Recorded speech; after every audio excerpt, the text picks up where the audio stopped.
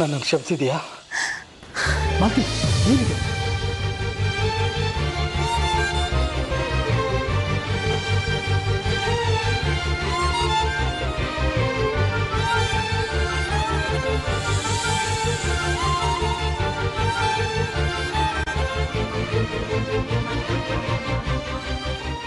ಮದುವೆ ಆದಾಗಿನಿಂದ ನಿನಗೆ ಯಾವತ್ತೂ ನಾನು ಒಳ್ಳೆ ಗಂಡ ಆಗಿರಲಿಲ್ಲ.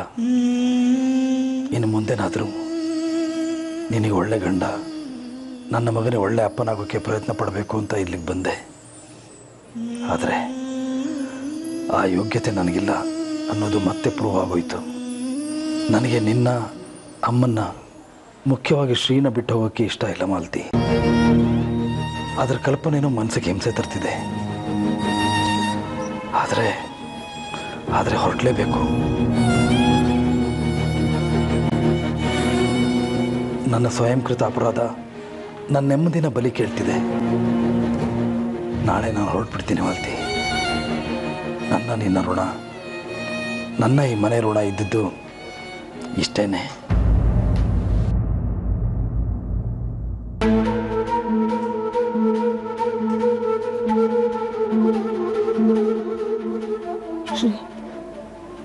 ನಿಮ್ಮ ತಂದೆನ ಅಪ್ಪ ಅಂತ ಕರೆಯೋ,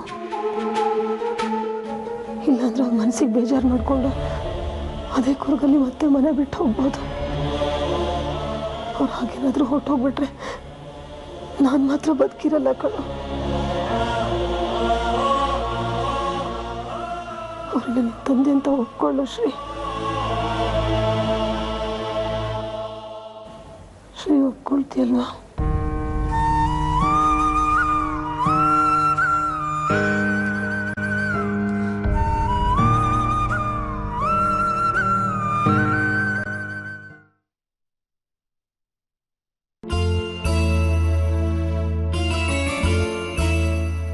ಮನಸ್ಸೊಳಗದೇನೋ ಇಟ್ಕೊಂಡು ಯಾರಿಗೂ ಹೇಳ್ಕೊಳ್ದೆ ಒಬ್ಳೆ ಕೊರಗ್ತಿದ್ಯಾ?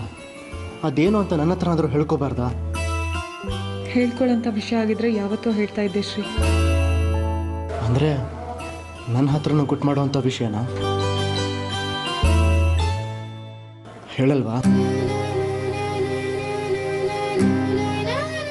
ಸರಿ ಬಿಡು, ನಿನ್ನಿಷ್ಟ, ಏನು ಬೇಕಾದರೂ ಮಾಡ್ಕೊ. ಇನ್ನೊಂದ್ಸಲ ನಿನ್ನ ಹತ್ರ ಈ ವಿಷಯ ಮಾತಾಡೋಕ್ಕೆ ಬಂದರೆ ಕೇಳು.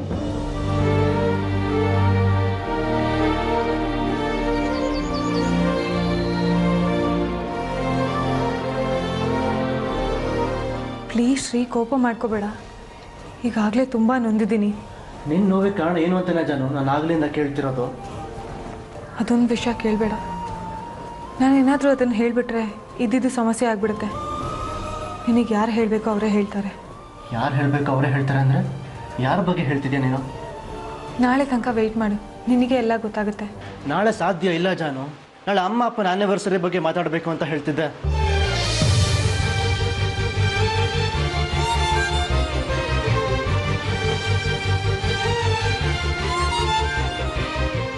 ಏನೋ ನೀನು ಏನು ಹೇಳಿದೆ?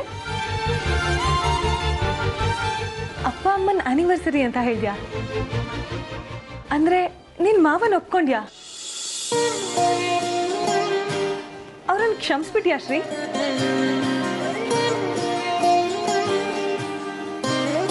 ಶ್ರೀ, ಏನು ಹೇಳಿದೆ ಮತ್ತೆ ಹೇಳು. ಅವರಿಬ್ರು ಆ್ಯನಿವರ್ಸರಿ ವಿಷಯ ಅಂತ ಹೇಳಿದೆ. ಅದೆಲ್ಲ ಶ್ರೀ, ಆಗ್ಲೇ ಏನು ಹೇಳಿದೆ ಹಾಗೆ ರಿಪೀಟ್ ಮಾಡು. ಆಯ್ತು ಹೇಳ್ತೀನಿ, ಆದರೆ ಮೊದಲು ನೀನಿಂದ ಯಾವುದೋ ವಿಷಯ ಮುಚ್ಚಿಡ್ತಿದ್ದಿಲ್ಲ, ಅದನ್ನು ಹೇಳಿದ್ರೆ ಮಾತ್ರ ಗೊತ್ತಾಗೋ ಟೈಮಿಗೆ ನಿನಗೆ ಗೊತ್ತಾಗುತ್ತೆ. ಹೌದಾ? ಸರಿ, ನಾನು ಹಾಗಿದ್ರೆ ಹೇಳೋ ಟೈಮ್ ಅಂದಾಗ ಹೇಳ್ತೀನಿ, ಮತ್ತೆ ಹೇಳು ಅಂತ ಫೋರ್ಸ್ ಮಾಡಬೇಡ. ಮೊದಲು ಮಾವನ್ ನೆರಳು ಕಂಡ್ರೆ ಆಗದೆ ಇದ್ದಿದ್ದು ಶ್ರೀ, ಅವನಾಗೆ ಅವನೇ ಅಪ್ಪ ಅಂತ ಕರೆಯೋ ಮಟ್ಟಕ್ಕೆ ಚೇಂಜ್ ಆಗಿದ್ದಾನೆ.